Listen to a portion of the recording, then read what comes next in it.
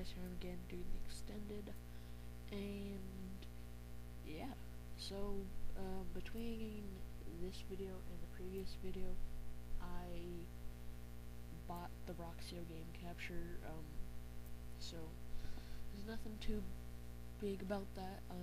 It's just that when it gets here, it'll probably get here probably like Thursday maybe, and I'll be back Saturday afternoon, so hopefully it'll be here. And yeah, so then I'd have to set it up with my computer.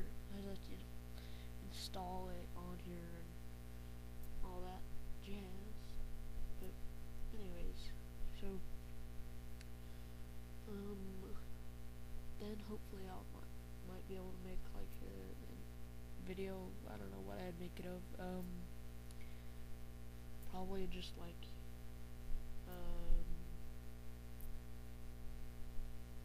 I have no clue. Probably just make a video of the Minecraft Xbox 360 edition. And I just realized this, but whoa, I am tired. I just barely realized this, but on my Xbox I'm using an HDMI cord, so but the game capture doesn't accept that. It only accepts like component cables. So basically the way it works is you plug your Xbox, the component cables, into your Xbox, and the other end into the Roxio game capture. Then the Roxio comes with some cables that you plug into the other side of the Roxio and into the back to the TV. So it's basically like a splitter, not really, but yeah. So it's nothing too big. But since I have HDMI cables, I don't have component cables. I have like AV cables and an HDMI cable for my Xbox, but I don't have component cables, so that sucks. Also, if I'm gonna do the Pikmin 2 playthrough, all that, I'm gonna have to get a component cable for the Wii, and yeah, so at least I'll have the Roxio. I'll have to get the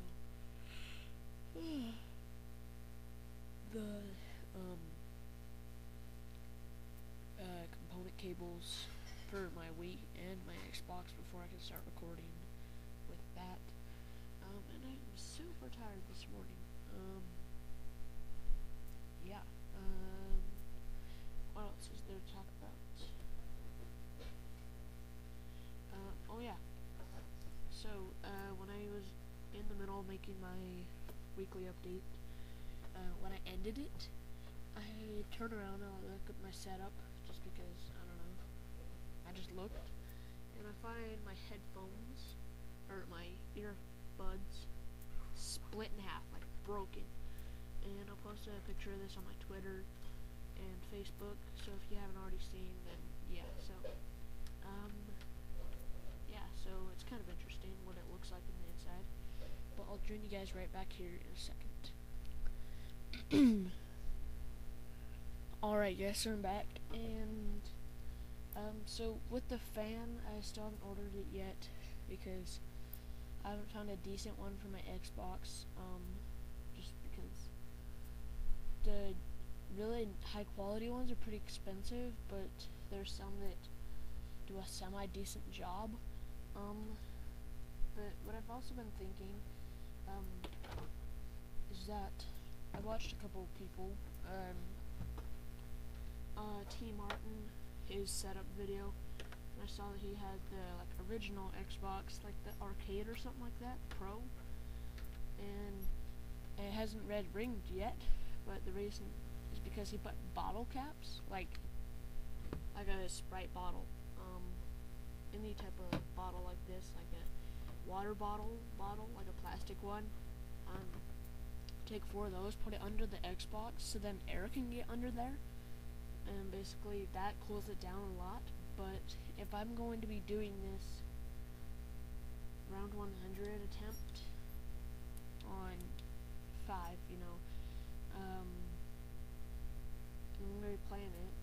I said this a while ago, from like 9 o'clock in the morning until 9 at night, and then we're going to pause for a minute, get some sleep, and then when we come back in the morning at 9, we're going to go till 3, and hopefully we'll be at round 100 or further.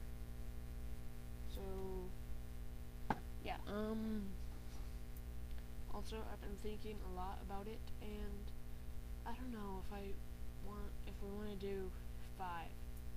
5 is a nice map and all, but the perks on it aren't really that good. I mean, the weapons on it too. The Winter's Howl is not very, useful on 5.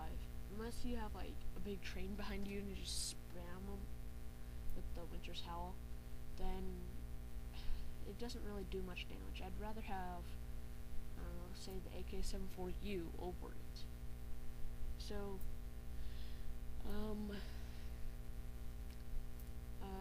was playing on Call of the Dead yesterday, and,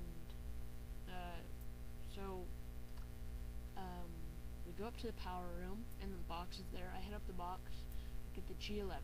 I head up the box again, and it's the scavenger. I switched the scavenger for the G11. No, I switched the G11. Whatever. So then I had the scavenger, but, I got trapped, and I got double tapped, and I went down. And everybody had already flinged or used the zip line away. So people are coming to get me, and right as they run over to me, and halfway through my revive, I go down, or I die. So I was like, okay, it's not that big a deal. I'll just respawn and, head up the box again, or I'll just buy the AK-74U. And so I do that, and then I go over to the box, like later on when I'm on like round 15, I go up to the box, I buy it with my mule kick, and I get the scavenger, and I'm like, wow, 2 for 2. And then I get trapped. Well, I was actually on the bottom of the I was on the stairs to the bottom of the lighthouse, like the stairs outside by the AK-74U. I was standing on those, and there was all these crawlers at my feet, and there's one, runner. He comes up to me and starts hitting me, and all the crawlers are hitting me. So I was starting to back up, and I decided whether I should buy the door. So I decided, no, I'm not going to buy the door, so I jump over one of the crawlers, and the zombie double taps me and gets me down. And then the door opens. I guess I must have, bought it somehow, or, I don't know, just probably bought it while I was jumping. And then I got down, and I got back up, and I still had my AK-74U and my, what gun was it? I don't know, some other gun, and it was pretty good. So then when I get back up, I, go buy drugs and all that again. Then I go over to, once I get enough for mule kick, I go over to the box, and I'm like, okay, I don't want this to happen again, so I'm gonna have my 2 weapons that I have in my hands be one from the box, and my third mule kick weapon can be the AK-74U, which I can just buy off the wall if I go down.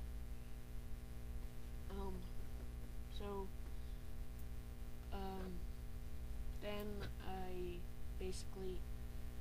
I didn't know I already had Juggernog. No, not Juggernog, but I went and I bought mule kick, and then I go back to the box, because I already had the AK-74U, and I forgot, and so it's the scavenger, so I'm like, sweet, I'll just trade the scavenger for my AK-74U.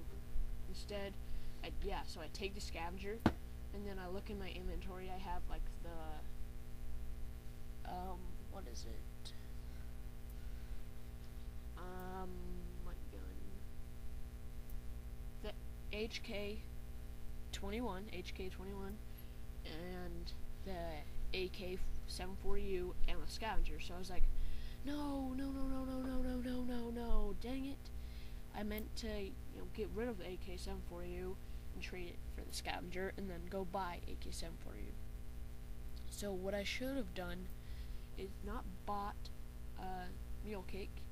So I go to the box, trade out my AK-74U for the Scavenger, and then go buy Mule Kick, and then buy AK-74U again. So, yeah. And then I Pack-a-Punch my Scavenger after I use all of my ammo on George, and I also Pack-a-Punch my AK-74U, and then basically I love the Scavenger Pack-a-Punch. It is so nice. I mean, it is the best.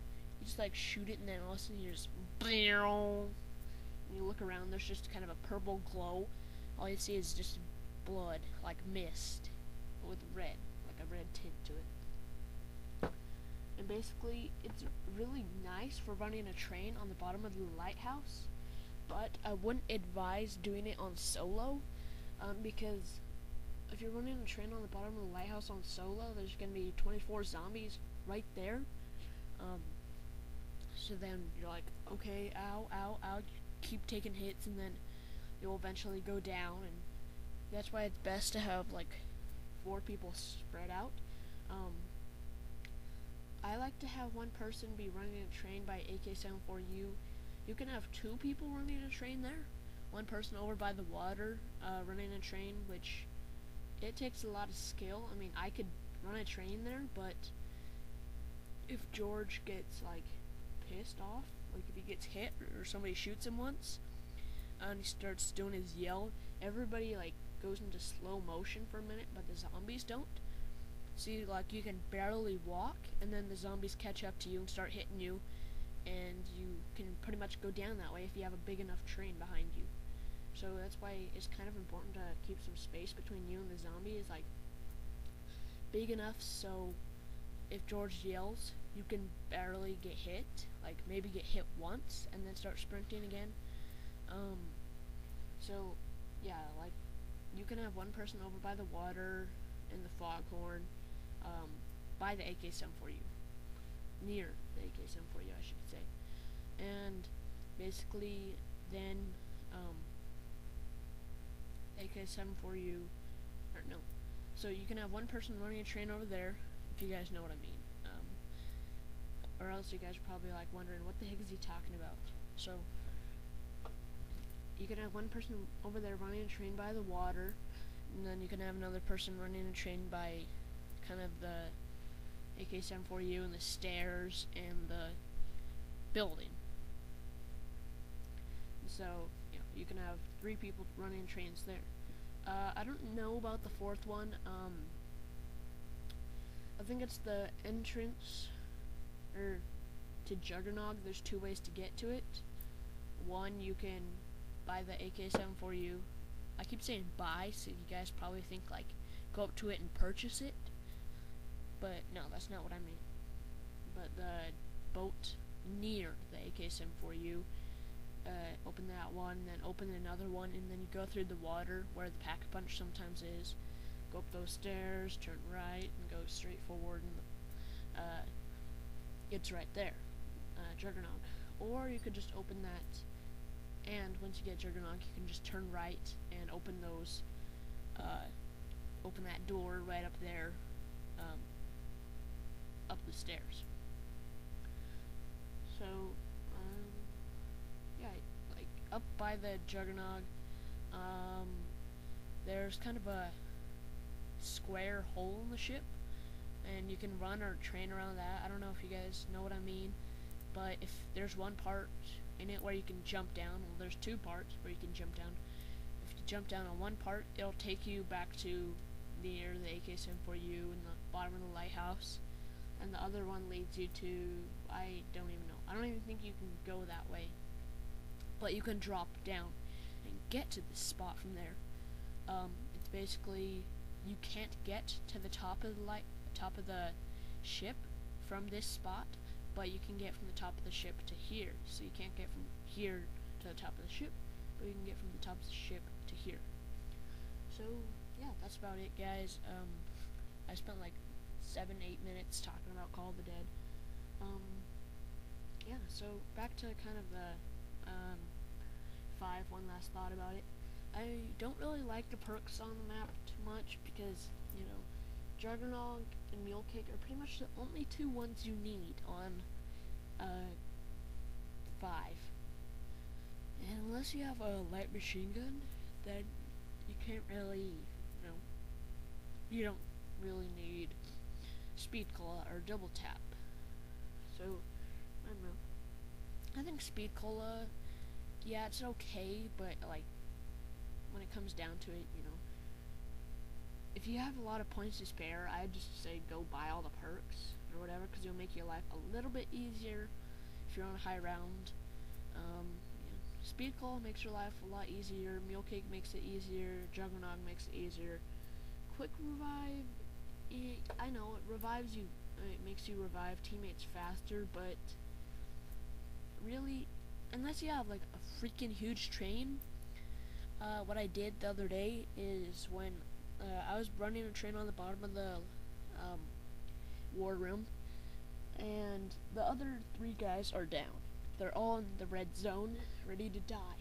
So I pass them up like I'm running, and they're all scattered around the floor, right around the same position. So I jump over them, and I run around again, but this time I sprint around the war room.